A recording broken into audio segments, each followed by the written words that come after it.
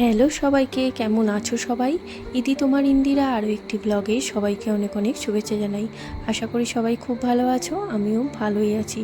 তোমাদের সাথে বলেছিলাম যে আমার যে ফুলের বীজগুলো নিয়ে এসেছিলাম সেই চারা গাছগুলো উঠেছে, তোমাদেরকে দেখাবো।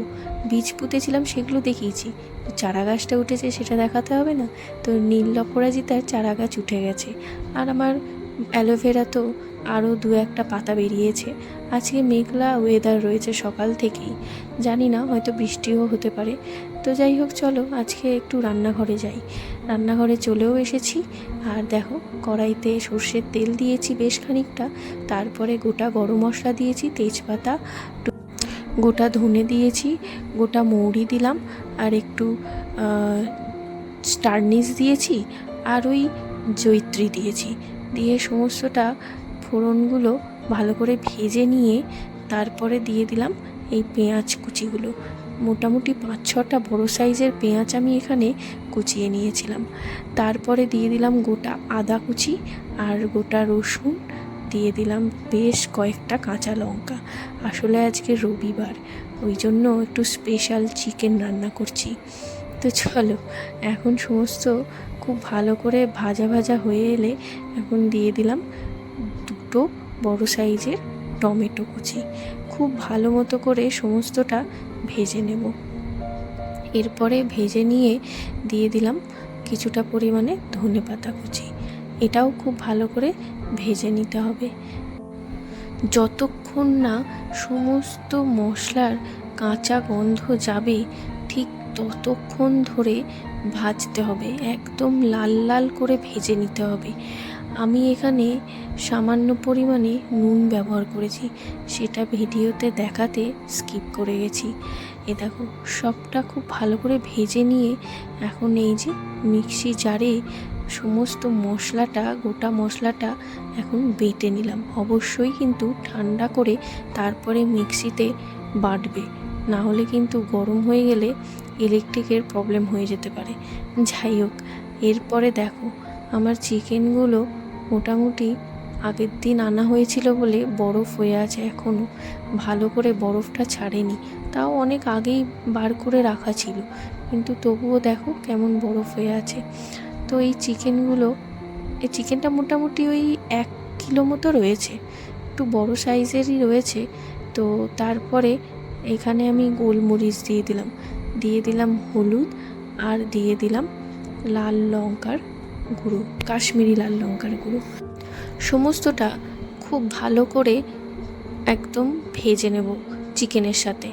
চিকেনে অল্প একটু নুনও দেওয়া ছিল। এরপরে দেখো দিয়ে দিলাম জিরে গুঁড়ো, আর দিয়ে দিলাম ধনে গুঁড়ো, সব 1 চামচ করে দিয়েছি। এরপরে মশলার সাথে চিকেনগুলো খুব ভালো করে ভেজে নেব। একদম দেখবে যখন একটু ভাজা হয়ে গেছে, এই যে দেখো মিক্সিতে আমার মশলাটা পেস্ট করে নিয়েছি। এরপরে সমস্ত মশলাটা এর মধ্যে দিয়ে দেব। সমস্তটা খুব ভালো মতো চিকেনের সাথে ভেজে নেব। মশলাটা খুব ভালো করে কষিয়ে নিতে হবে। একটু কিছুক্ষণ কষিয়ে নিয়ে আমি এই যে মিক্সির কৌটো ভেজানো জল আমি দিয়ে দিলাম। এরপরে মেটেটা আমি তুলে রেখেছিলাম, অনেকক্ষণ ধরে চিকেনটা ভেজেছি তো, মেটেগুলো দিয়ে দিলে বড্ড নরম হয়ে যায়, ছেড়ে যায়। চিকেনের মেটে দেখেছি খুব গলে যায় তাড়াতাড়ি, ওই কারণে আমি একটু পরেই দেওয়ার চেষ্টা করি। সমস্ত যখন কষানো হয়ে যায় তারপরেই মেটেটা দিয়ে দিই। তো চলো এখন একটা ব্যাটার তৈরি করে নিই। প্রথমে দেখো সর্ষের তেল দিলাম, আর সর্ষের তেলে বেশ খানিকটা কাশ্মীরি লঙ্কার গুঁড়ো আর একটু হলুদ আর দই, এটাকে খুব ভালো করে ফেটিয়ে নেবে। এই সর্ষের তেলে কাশ্মীরি লঙ্কার গুঁড়ো আর হলুদ দিয়ে আর এই যে দইটা, এটা দিলে না যেমন কালার আসে, তেমনি এই ব্যাটারটা খুব ভালো লাগে। তুমি এটা আলুর দমও বানাতে পারো, কিন্তু না, আমি এখন আলুর দম বানাচ্ছি না। ওই মাংসের জন্য তো আলু দিতে হবে, ওই জন্য মাংসটা আগে করে নিলাম কিছুটা, এরপরে আলুটা দিয়ে সিটি মারবো। একটু অন্যরকম পদ্ধতিতে করছি আর কি। তো এই যে দেখো, এখন এই যে আলু কয়েকটা কেটে নিয়েছি, এটা দুবেলার তো ওই জন্য একটু বেশি পরিমাণেই আলু নিয়েছি। আলুটা একটু নুন দিয়ে সর্ষের তেলে ভেজে নিলাম। এরপরে ভেজে নিয়ে ঢেকে রেখেছিলাম, একটু সেদ্ধ হয়ে গেছে যখন নামিয়ে নিয়েছি। এরপরে দেখো, এই কুকারের মধ্যে আমি এখন অল্প তেল দিলাম, আর তারপরেই দিয়ে দিলাম আবারও সেই ভেজে রাখা আলুগুলো ভেজে নিয়ে এই যে ব্যাটারটা তৈরি করেছিলাম, এই ব্যাটারটা দিয়ে খুব ভালো করে মশলাটা কষিয়ে নেব। এরপরে আরও পরিমাণ মতো স্বাদ মতো নুন দিয়ে দিলাম। অবশ্যই এই আলুটা দেখে নিলাম সেদ্ধ হয়েছে নাকি। এখন আলুটা একটা সিটি মারলেই চিকেনগুলো দিয়ে ভালো সেদ্ধ হয়ে যাবে। তবে আমার একটা ভুল হয়েছে, আলুগুলোকে নামিয়ে নিয়ে চিকেনগুলো দিয়ে তারপরে উপরে আলুটা দিতে হতো। তো তোমরা পারলে ওটাই করো। আমি আসলে প্রসেসটা একটু ভুল করে ফেলেছি, তোমাদেরকে সেটা বলে দিলাম। তো তারপর তো যে চিকেন কষাটা করে রেখেছিলাম সেটা দিয়ে দিলাম। এরপরে ওপর দিয়ে একটু ধনে পাতা দিয়ে দিলাম, আর একটু গরম মশলা পরিমাণ মতো, আর একটু ওই যে বাটিটায় চিকেনটা রেখেছিলাম ওটাতে তো তেল মশলা লেগেছিলো, ওই জন্য একটু জল তো লাগবেই সিটি মারতে গেলে। একটু পরিমাণ মতো জল দিয়ে দিলাম, দিয়ে চিকেনটার মধ্যে দিয়ে দিলাম, আর সব শেষে একটু সামান্য ঘি দেব। তোমরা চাইলে ঘিটা স্কিপ করতে পারো। তো আমি একটু গন্ধ ভালো হবে ওই জন্য ঘি গরম মশলা দিয়ে দিলাম। এরপরে সিটি মারুক, চলো আমি ততক্ষণ তোমাদেরকে দেখাই। এই যে বললাম না বৃষ্টি হবে, সত্যি বৃষ্টি হচ্ছে। সেরকম না, একটু ছিরছির করে বৃষ্টিটা হচ্ছে, বেশ ভালো লাগছে। হাওয়া দিচ্ছে হালকা, তার সাথে হালকা ছিরছিরানি বৃষ্টি আর রোদ, সবগুলো একসাথে ভালোই লাগছে। খুব একটা খারাপ লাগছে না, ওয়েদারটা সুন্দর একটা ওয়েদার। রবিবারের দিনে সাথে চিকেন কষা আর গরম গরম ভাত। তো চলো ওদিকে দেখি সিটিটা পড়লো নাকি, এদিকে বৃষ্টি দেখলে হবে।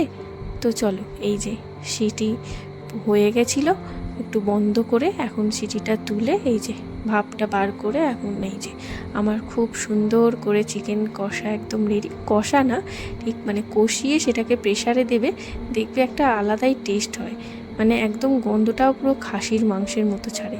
তো এই যে দেখো আমার মাংস আলু সব ঠিকঠাক, এখন তেল মশলা সব আলাদা হয়ে গেছে, মশলা খুব সুন্দর কষে গেছে। এই যে মামুনি ভাতটা করে রেখেছে, আমি এখন এই যে তুড়ি মেরে স্যালাডটা কেটে নিলাম। এরপরে সুন্দর করে সাজিয়ে গরম গরম আমরা খাওয়া দাওয়া সেরে নিলাম। এই যে এইটা করতে করতেই দেখো আবার পরিষ্কার আকাশ, খুব সুন্দর একটা ঝলমলে রোদ উঠে গেছে, ঝলমলে একটা দিন। তারপরে এই সন্ধে, আর সন্ধেবেলায় প্রচণ্ড হাওয়া দিচ্ছে। এই যে দেখো, সায়ন্তকে দেখলেই বুঝতে পারবে।